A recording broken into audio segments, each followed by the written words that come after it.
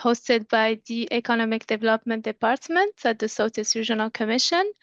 So today's webinar focuses on the OECD Action Reports that follow the OECD International Conference held here in Moncton last October. So just to give you a bit of context, the conference brought together more than 300 participants from across Canada and internationally to discuss how region can remain competitive and resilient in this changing global economy. So a major theme throughout those discussions was place-based economic developments. In other words, how region can build on their own strengths, assets, and opportunity to support their long-term resilience and growth. The conversation also included other themes that are especially relevant for the Southeast New Brunswick, including innovation, SMEs growth, export diversification, talent attraction and retention, and the green transition.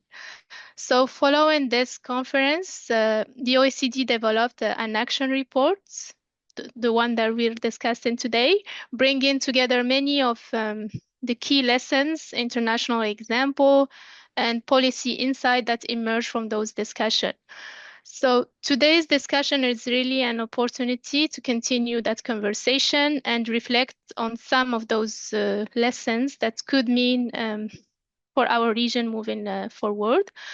And we're pleased to be joined by two experts from the OECD. First, welcome back to Michael Flood, who many of you may remember from our previous webinar.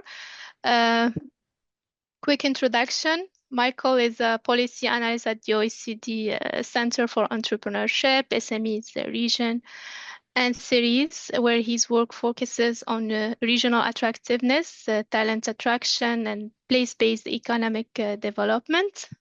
Thank you so much for joining us today, Michael. And we're also very pleased and honored to welcome Jose Ignacio Salas, who works with the OECD as a consultant and data expert with experience in public policy, innovation, and digital transformation. So Michael and Jose Ignacio, thank you, both of you, very much for being with us today. So with that, I'd like to begin with a broader question connecting the conference discussion with the action report that we are discussing Sebastian today. Holberg. So from the conference to the action report, what is the evidence base behind the recommendation, and which international cases do you see as most relevant for the New Brunswick? So thank you, Rabab, and let me just first say at the outset that it's a real delight to continue engaging in this conversation, and I want to thank the New Brunswick Southeast Regional Service Commission for this strong and ongoing partnership. We look forward to continuing to work together with not only the region, but with New Brunswick on these really cross-cutting questions. And so I'm elated to speak to the many participants here today, and happy to also create a kind of dynamic exchange and respond to any questions that might come up on the basis of what we discuss. So I'm not sure if there's a hand-raising function or anything like that, but happy to take questions at any point. But let me just say at the outset that it's important to note that this report really distills information that has been discussed with, those 300 plus participants, but with other stakeholders through an ongoing sort of engaging process with government, with business, with Indigenous communities, with the academic sector. So in that sense, it's not just really a desk study, but it reflects a more genuine peer learning exchange with New Brunswick that we hope really continues going forward. And I think a key output is that the report translates insights from the conference into these sort of 6 policy lessons, which we are also based on that data-informed evidence basis, but also carefully selected international experiences that we hope speaks to the challenges and opportunities New Brunswick faces. And those are looking at issues of competitiveness and cohesion, looking at opportunities for the internationalization of SMEs, how net zero policies or climate policies can also feed into regional renewal, the experience with place-based innovation policy, talent attraction and development, and finally, multi-level governance partnerships in the province. And the international cases I mentioned were selected for their structural resonance with the province. So they're not just on the basis of geographic proximity per se. Is one, just next door where we looked at the experience of Maine with related industries to New Brunswick's, like the forestry and bioeconomy, how they've supported SME internationalization, and how they also take advantage of this cross-border North Atlantic logic to create a ecosystem with the Atlantic provinces, and it's quite I think, a partnership that has potential moving forward. But a second further afield one is the Norrbotten experience in Sweden, a region that faced issues of talent or demographic decline and talent loss to places further south in Sweden and in Europe, but that successfully attracted significant FDI in industry and paired that with the talent attraction strategy to really go through a green industrial transformation anchored in an existing and a long time existing industrial legacy of in maybe less renewable sectors, and then move that into things like green steel and renewable energy. And then finally, the Latgale experience from Eastern Latvia that we mentioned a few times in the report, which is more focused on the rural experience in New Brunswick and the small region logic, and how you work in a place where data might be sparse. And this idea of an attractiveness framework can actually help you build on the strengths that you have compared to more metropolitan or competitive parts of even a small region. Latvia is a country of 1.8 million and is quite small in a way. New Brunswick is a small province, and even within it, there are small places that naturally are not going to compete with Canada's big cities per se, but they do have their own competitive assets that can be unlocked. Then we look at examples like the Basque Country in Spain and Emilia-Romagna in Italy, and we think these are useful cases that require maybe additional adaptation to the local context in New Brunswick, but relevant all the same.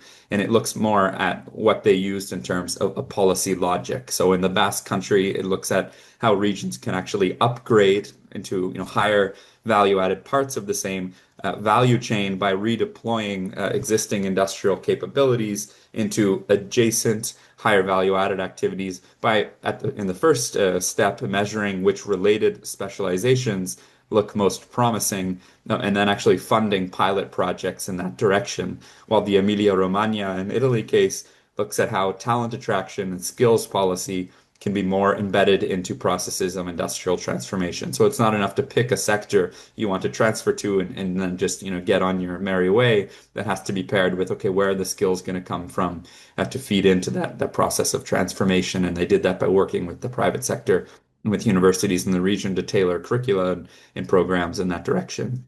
And finally, there's also maybe a methodological point worth discussing at the outset here, and that is that the OECD's regional attractiveness framework provides what we would call the connective tissue between more evidence, prioritization, and actually policy action. Its value is not simply that it benchmarks regions against its international peers, but it also helps policymakers to interpret what of those assets are actually a comparative advantage compared to its peers. Where does it actually stand out in the playing field? And then where do bottlenecks exist that might actually be limiting competitiveness? And then which policy levers are most effective to translate that into concrete investment, talent and investment attraction, and more resilience-based outcomes. So in that sense, it turns data into a very strategic conversation about what do we do well, what do we not do so well, and then what are the actual sort of policy backbone behind that to change the conversation. So I'll stop there, and yeah, happy to pick up on any of those points. Yeah, so building on the last point, you mentioned the competitive advantage. So one of the recurrent themes throughout the report is that the region are most or often most successful when they build on their own distinct strength, competitive advantage, rather than attempting to compare or replicate other jurisdiction. So when you look at the Sud-Est New Brunswick specifically, what do you see as the region's strongest competitive asset today, and where do you believe the most credible long-term and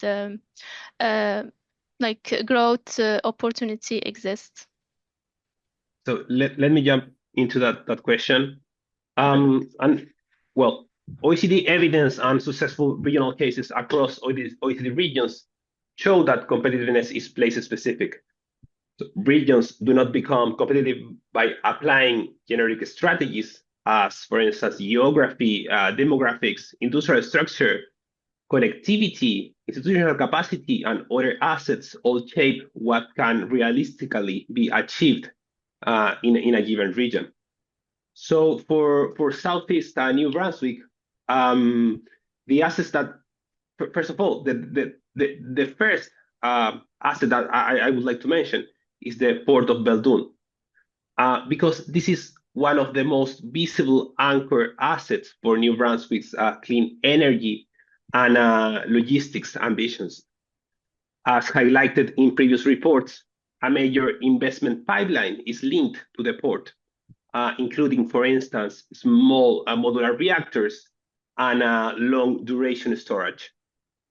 But the policy question here is not only how large the investment pipeline is.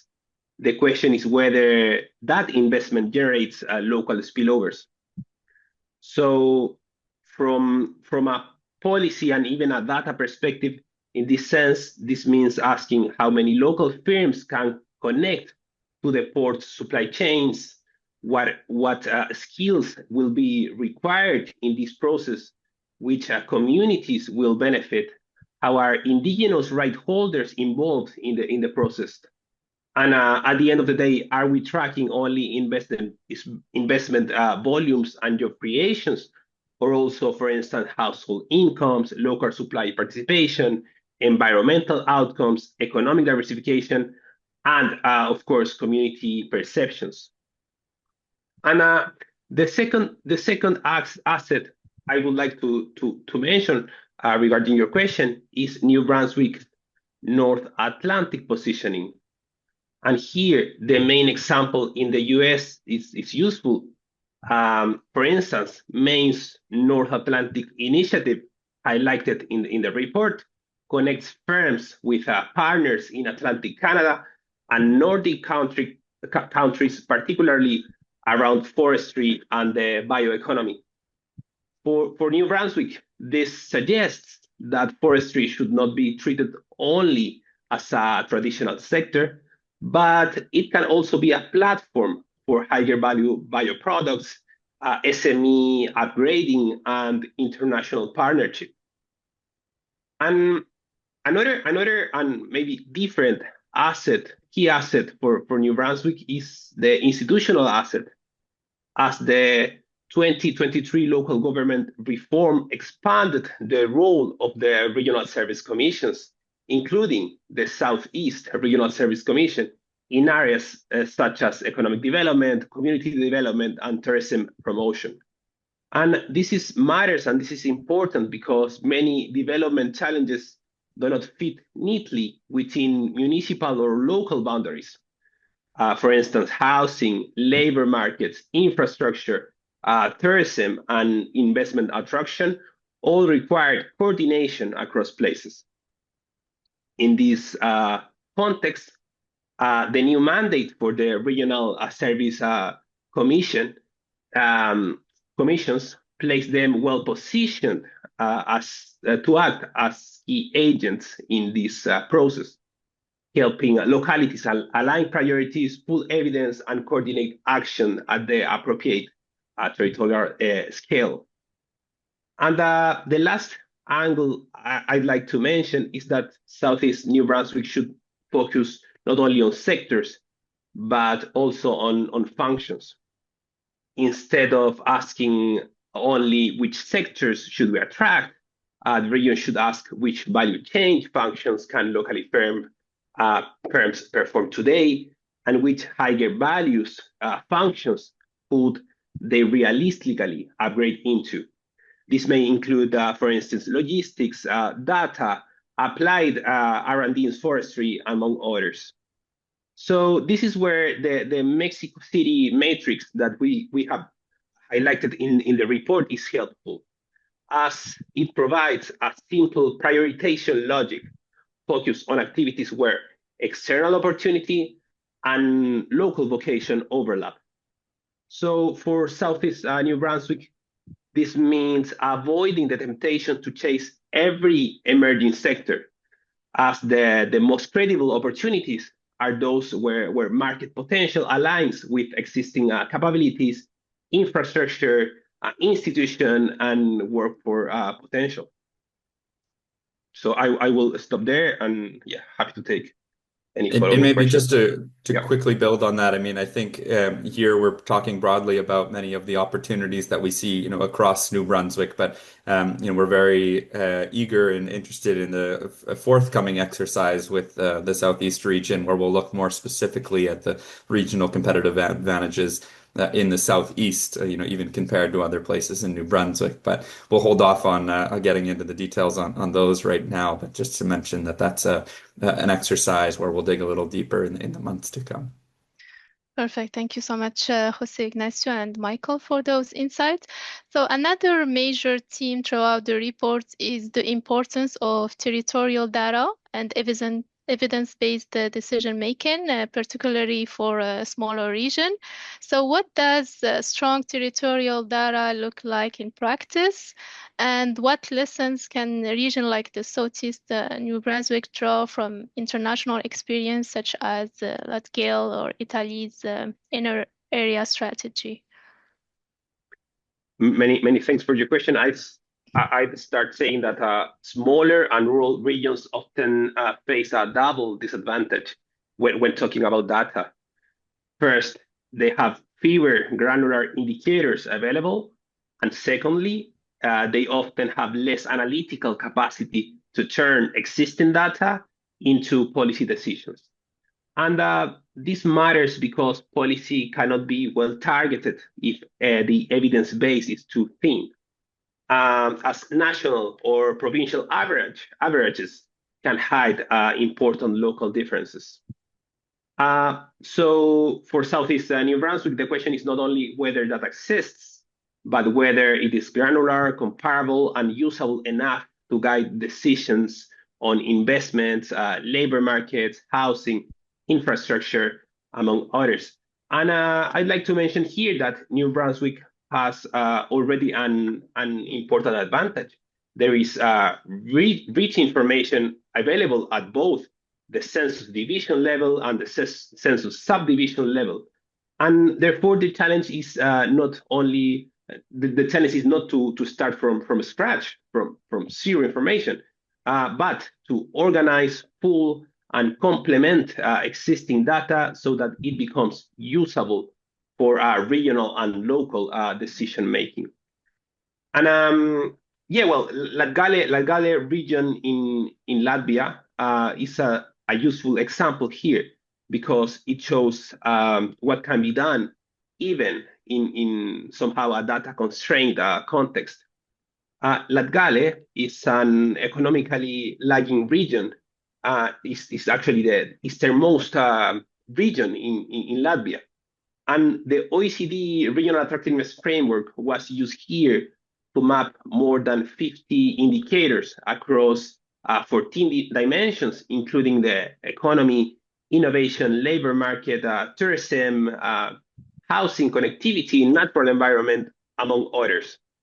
And in this context, a well set of organizing indicators helped identify where the region had relative strengths, such as in the case of Latgale, cultural assets and natural capital, and where it faced bottlenecks, such as tourism flows, transport connectivity, at the end of the day, helping to prioritize policy actions to unlock its assets. Well, another lesson here, therefore, for Southeast New Brunswick is that territorial data should help the prioritization. It should not only say the region performs well or the region performs poorly in a given dimension. It should help answer the question about what are the assets to build on, what are the binding constraints in this process, and of course, which actions should come first. And at the same time, the key lesson from Latgale region is that regions should not rely only on a single outcome indicator per policy priority. A stronger monitoring framework should combine inputs, outputs, and outcomes. And for New Brunswick, in this context, a realistic first step could be to use the rich information available to develop a minimum viable territorial dashboard focused on variables such as labor and skills, housing, connectivity, among others. And in the case of going back to your question, in the case of rural communities and industrial upgrading in rural communities, Italy's national strategy for inner areas that we also highlighted in the report provides a complementary lesson. This is a case of a rural revitalization strategy focused on territories with weak access to essential services, demographic decline, and economic vulnerability. And the relevance of this Italian example is not only that it mobilized more than 70 pilot territories and more than 1 billion euros. Its relevance is how it organized actions as, for instance, intermunicipal partnerships led by mayors, co-designed local strategies, and interventions linking service access with local development and territorial cohesion.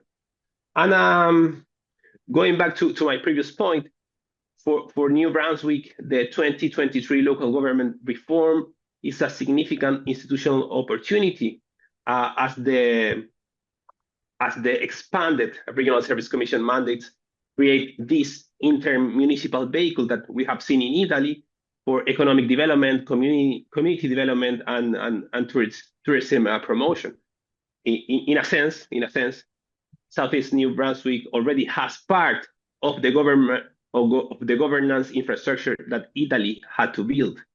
The challenge, therefore, is to power it, to power the Regional Service Commission with data, funding, and decision-making routines to support the local industrial upgrading. And just to finish with, the broader message here is that territorial data is not only a technical exercise. It is a governance tool that helps municipalities, provincial, and federal partners, firms, and communities agree on priorities, monitor progress, and adjust the course of the policy actions. Perfect. Thank you, Jose Ignacio. So yeah, I confirm I'm in the BI leading the business intelligence. There are some difficulty getting those granular data, but we have also opportunity with, for instance, the upcoming census. Yeah, so we'll move to the other question. The report also placed significant emphasis on innovation, ecosystem, SMEs, competitiveness, and the integration into global value chains. So what ecosystem condition actually helped the New Brunswick SMEs became more competitive and better connected to the global value chains, in your opinion? Yeah, no, thanks, Rabab. That's a great question. And I think one of the things we tried to make clear in the report is that firm resilience strategies are not necessarily about reshoring or retreating from global markets. It's quite to the contrary, even if sometimes political messaging can suggest that in the current global context. But it's actually about smarter integration into global value chains. So helping firms, hand in hand to diversify export destinations, to identify adjacent value chain opportunities like we discussed previously in the case of the Basque Country, and to build the capabilities needed to remain connected to global markets even during economic shocks or other types of shocks like the pandemic. And for smaller regions, firm resilience really means being less dependent on one market or one buyer, and also on one narrow function in the value chain. So as Jose Ignacio was suggesting earlier, it's about looking at functions and not necessarily sectors, and ways in which firms can diversify the activities that they do, which also has that skills component to it as well. to ensure that they're sort of maximizing the range of activities that allow them to be maybe more dynamic, more diversified in terms of the services that they offer in a more and more competitive and more complex global value chain. And so, as was mentioned earlier, the key unit of analysis here really shouldn't be firms, or it should be firms and not just the sectors that regions are focusing on. And the report makes an important point that places do not trade, ultimately, firms do. So the policy question is not only which sectors are strategic, but which local firms have the capacity to internationalize, and what tasks do they currently perform, and what support would allow them to move into higher value added functions. And while you mentioned the census, and I know we all eagerly await those results, but some of this type of sort of firm level analysis might also require even more targeted types of questions and surveys that actually dig deeper at what do the companies in our jurisdiction actually do, and what are the bottlenecks to them doing more as firms.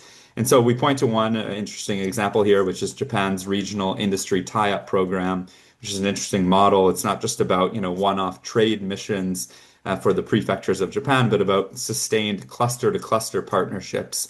And the main North Atlantic initiative that I mentioned previously follows the same logic. So for New Brunswick SMEs, if we look, for example, at the forestry bioeconomy corridor or potential corridor into Scandinavia, that's the most maybe developed example of this approach in our report. The main Finland bioproduct market expansion accelerator program is directly relevant here because it shows how resource-based regions can reposition an industry like forestry assets towards higher value added bioproducts. And they mentioned, I believe, in the conference, how they were built using this industry to start building more advanced and more robust modular homes, for example, which again is I know an area where New Brunswick is looking to have a stronger mark. It's also about innovation partnerships and about finding new opportunities for international market entry. So the lesson for a province like New Brunswick is to treat industry like forestry and the bioeconomy not necessarily as legacy sectors that will eventually fade away, but as platforms for SME upgrading and to do more innovative things with those traditionally primary goods, but at a higher value part of the value chain. So a useful framing here is to move not just from export promotion activities, but to capacity building of firms for internationalization. So SMEs, for example, they don't often have contacts abroad. They need managerial capacity. Sometimes they need support with certifications to get up to international standards. They need direct market intelligence that often they cannot pay for. They need financing above all, and they need digital tools and innovation partnerships that help them build out research and development capacity without using the cost overruns that firms might often go through when they try and innovate or invest in key technological upgrades. And they also need support navigating regulatory requirements. And again, this is an area where institutional reform and building out a system like the service commissions, I think, can help, where previously many municipalities didn't necessarily have the capacity to navigate a complex regulatory environment on their own. And now you have this sort of middle tier of governance that has maybe the capacity to support that type of exercise of wading through red tape, so to speak. So this is where, organizations like service commissions, regional development agencies, but also investment promotion agencies and actors like, at the provincial level, Opportunities New Brunswick, but also I know the RSE in the Southeast leads this. In other places like, in St. John and Fredericton, they have their own respective agencies, can really play maybe a more strategic role than they already do in helping wade through those areas. Another area where I think New Brunswick hasn't necessarily waded into the waters yet, but there is talk of it, is this idea of zone-based policies, and it's mentioned in the report and is something worth flagging. So things like special economic zones or industrial zones or economic revitalization areas, they have many flavors and colors to them, but they can be really platforms for SME and global value chain linkages when the governance of them is done right. So we mentioned the special economic zone Unica case in southern Italy, which shows how a sort of consolidated local one-stop shop program can help create a very targeted governance-based zone program that helps really attract foreign direct investment to less or lagging areas of the country by funneling all of that process and helping reduce the regulatory burden through a sort of one-stop shop program.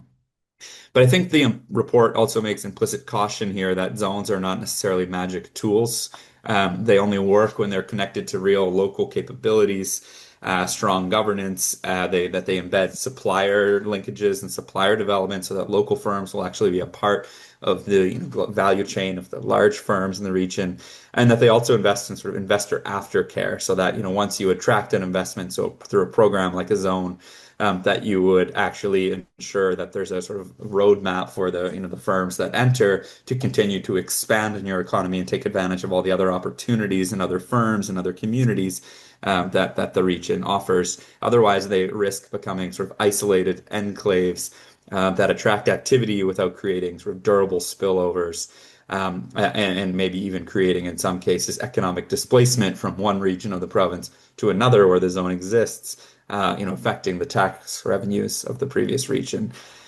And finally, just to close, the honest constraint here is really ultimately the analytical capacity piece. Smaller regions, in their investment promotion agencies often lack the data, the staff and technical capacity, and the tools needed to really map value chains, to identify the challenges faced by their firms or the capabilities of their firms, and then to target investors and export markets strategically based on that data. So this is where the OECD tools that we have developed and we hope to continue developing with the region and with the province come in handy, and where I think peer learning and international partnerships can actually add value. They help really move broad sector-based ambitions into more precise and firm-based and value chain-based opportunities for the region.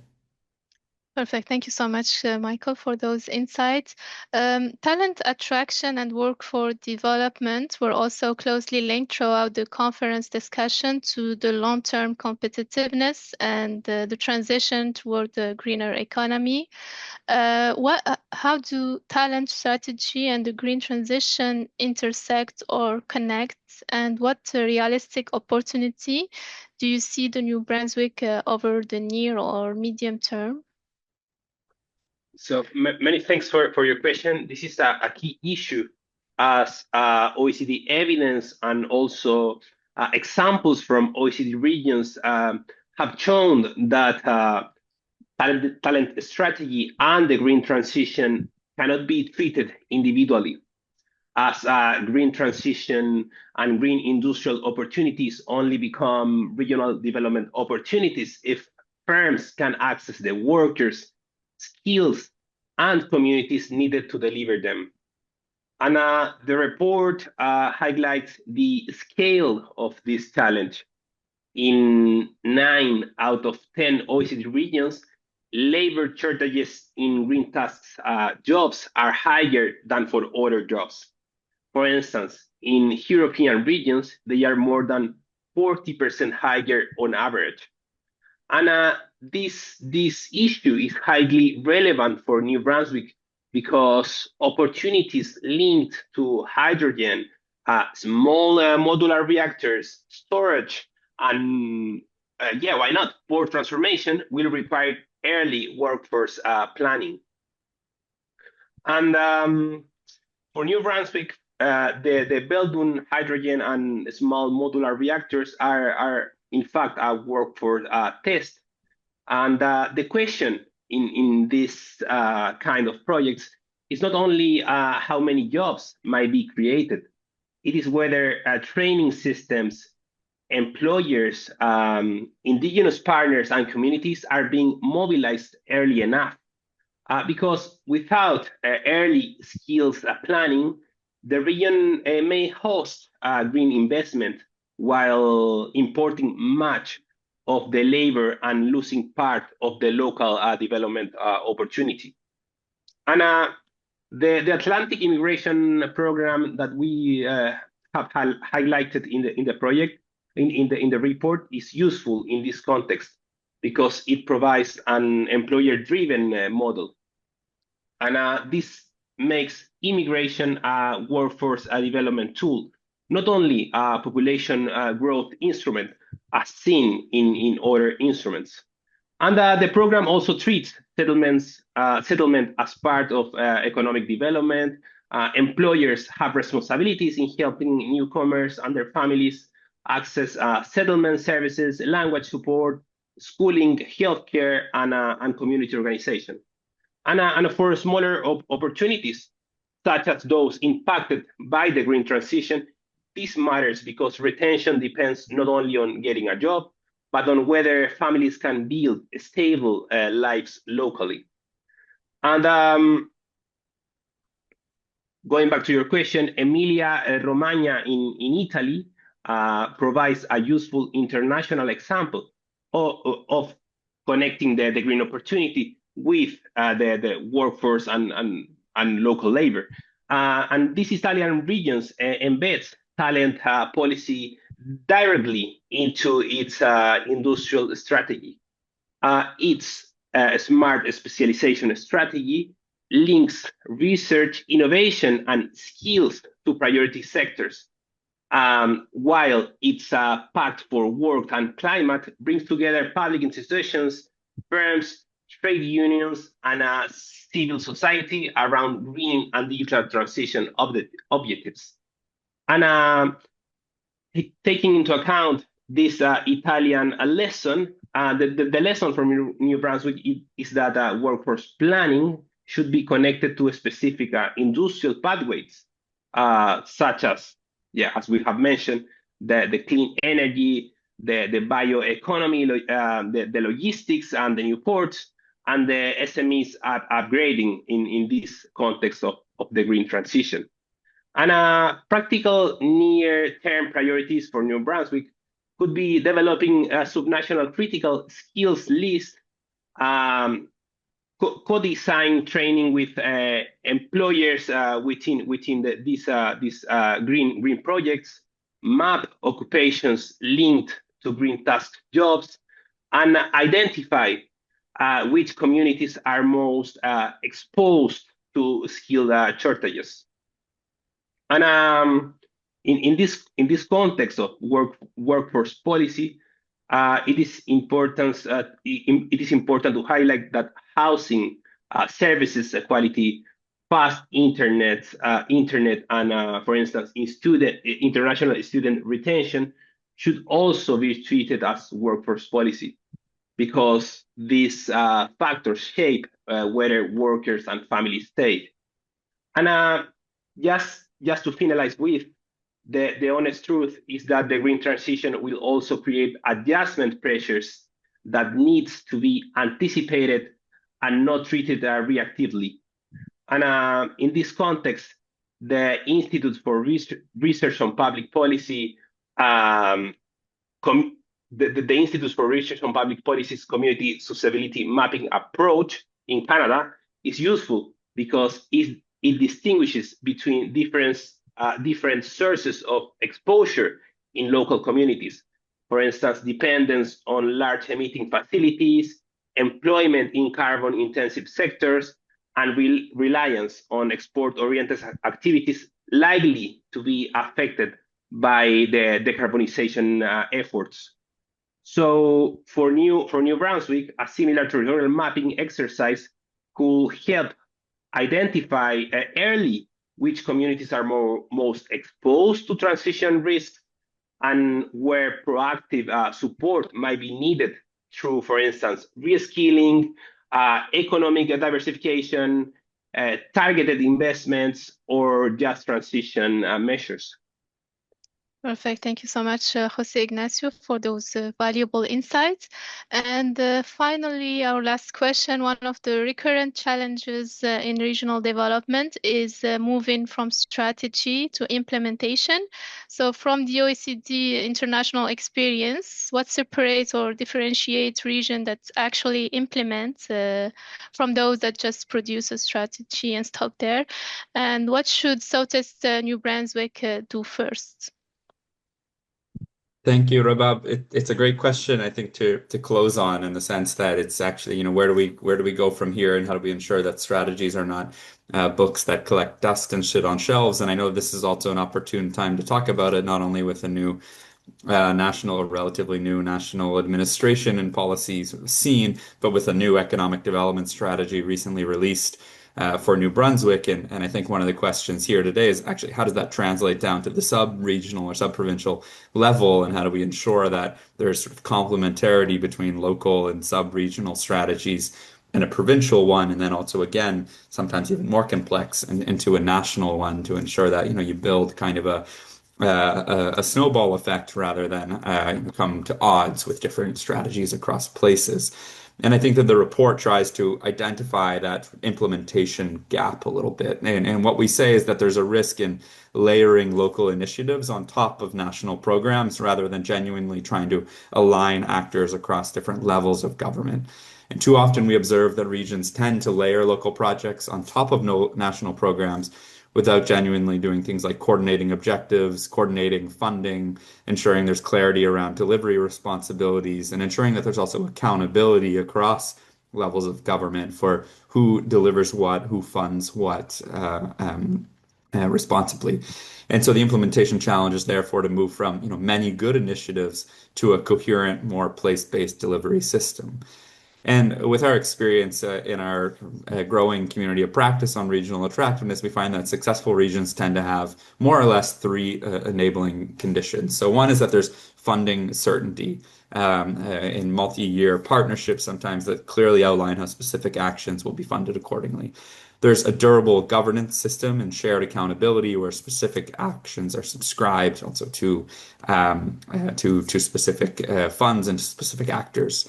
So long-term funding tends to give local actors the confidence to plan beyond annual cycles. Statutory or legally anchored governance structures also help strategies survive electoral changes, and co-designed performance frameworks ensure that success is measured against locally relevant outcomes, not only top-down KPIs that might be handed down from other levels of government. So one of the examples that we mention here is the one from the United Kingdom, which we found useful because it shows how so this is the UK's modern industrial strategy, which shows how a place-based industrial strategy can actually be quite stabilized institutionally. It's built on a multi-year funding agreements, or they call them settlements, across places.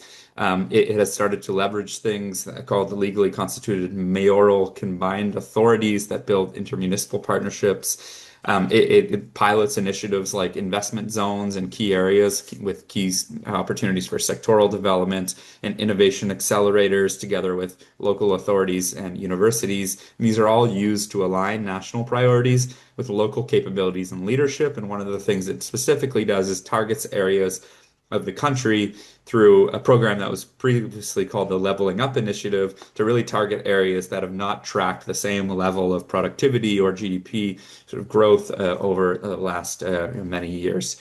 I think the lesson here for the Southeast New Brunswick or New Brunswick generally is not necessarily to replicate the UK model, but to recognize that implementation requires institutions with enough authority, continuity, and capacity to coordinate investment across places and sectors. So again, it really comes to the stability of funding, the clarity around who's responsible for what, and also to ensure that again these things are not annual or even built on the basis of political cycles, but that they're long-term in nature. That we build economic development strategies. They don't just say by 2028 I would like to be X, and I'm going to measure it on the basis of Y. But to say by 2050, I would like to be X, and I'm going to measure it on the basis of A, B, C, D, E, and so on. And again, I think on the same basis, the 2023 Local Development Forum, again, as we've mentioned, reform is a genuine asset. I think this expanded mandate gives the Service Commission a stronger role in economic development and community development, and in areas that are going to be really, really key for developing more robust strategies with more indicators tied to them and more responsibility for the Service Commission to follow through and to coordinate actors around that. And I think again, this is where investing in data and technical capacity now will pay dividends later. Sometimes it can feel like a bit of a tedious exercise, you're trying to collect massive amounts of information. But honestly, when you can build that type of sophisticated dashboard, I think it builds the way for finding out when something is not working and when to pivot, and also evaluating the success of interventions and investments down the road. And the Southeast region can then become a place where municipalities, provincial actors, federal partners, firms, indigenous stakeholders, education providers, and community organizations can align around a number of shared priorities that are tied again to indicators that might not be specific to all of them. Some might be shared, some might be very specific. And that's the first step really in assigning, who does what in an investment or policy cycle. And this, of course, requires where does that evidence base actually come from? Where does the staff or the technical capacity come from to interpret it? The planners, the economists, the strategic planners, and what are the routines for actually translating that evidence into policy decisions? And then how do we ensure that those decisions are backed by, again, multi-year funding, and which indicators are there to measure and monitor progress? So in an additional resource we're beginning to test and deploy at the OECD is we have this official recommendation on regional development policy, which comes with an implementation toolkit, very useful for regions. It's something we're currently testing with a number of national governments right now, but it essentially acts as a self-assessment framework upon which you can look at the maturity of a strategy and its ability to deliver solid outcomes. So it would be another interesting exercise for New Brunswick. So what would really be good to see, and what I think is already being done in New Brunswick and in the Southeast, is to launch a number of pilot programs that are designed as more learning platforms where we can define baseline performance indicators, maybe using less conventional data than we normally do, even before implementation, so as an ex-ante exercise, and then to create a more shared dashboard with all the accountable actors that tracks things like the development of these attractiveness indicators, competitiveness type indicators, but also in critically well-being type indicators all in parallel. And I note here that the New Brunswick has also just launched its New Brunswick Economic Dashboard, and it'll be interesting to see how that translates down more sub-regionally to look at what indicators are actually collected and frequently updated at the more census subdivision or municipality level. To ensure that that tool is not just something to see in which direction the province is heading, but where certain places within the province might actually be left behind. So maybe just a closing message here, and again, happy to move into any other questions from the crowd, is that this OECD Regional Attractiveness Community of Practice is really for us an ongoing peer learning vehicle. The conference was one of those peer learning exercises, and the report is really, we hope, just the beginning of that engagement and not the end. And we look forward to participating in more of these webinars and peer learning type exercises, but also doing what we can on the data and indicator and analysis front to support your work going forward. But yeah, thanks very much for having us, and happy to discuss any of these points further. Thank you so much, Michael and Jose Ignacio. Thank you for joining us today and for sharing your expertise and perspective with us. So I think today's discussion really highlighted the importance of place-based economic development and the value of learning from international experience. I loved also your point about having an implementation toolkit, KPI to track our progress. Instead of just stopping on this an action report, a strategy without implementation. And before we conclude, I'd like to open the floor to participants in case you have any question or comment from the audience. If you do have a question, please feel free to add it in the chat, or you can raise your hand as a let's see if we have. Okay, so if you do have a question, you can always email us to me or to our experts. Thank you again to everyone who joined us today. Special thank you again to Michael and Jose Ignacio for the insightful discussion. We truly appreciate your time and participation. And we hope the conversation, as you've mentioned, Michael, continue, and the dialogue continue around this resilient and competitive and place-based economic development for the Sud-Est and for the Atlantic Canada. We look forward to continuing those discussions throughout our future session or future webinar. Thank you, everyone, and thank you for joining us today. Have a great day. I'm not sure if you have any question yet, but You can always email us your question. Thank you. Great. Thank you, Rabab. And our door is open as well, so please pass along any questions. Appreciate it. Have a Thanks. great weekend. Have a Many great thanks for having weekend. us. Thank you. Bye. Bye. Bye.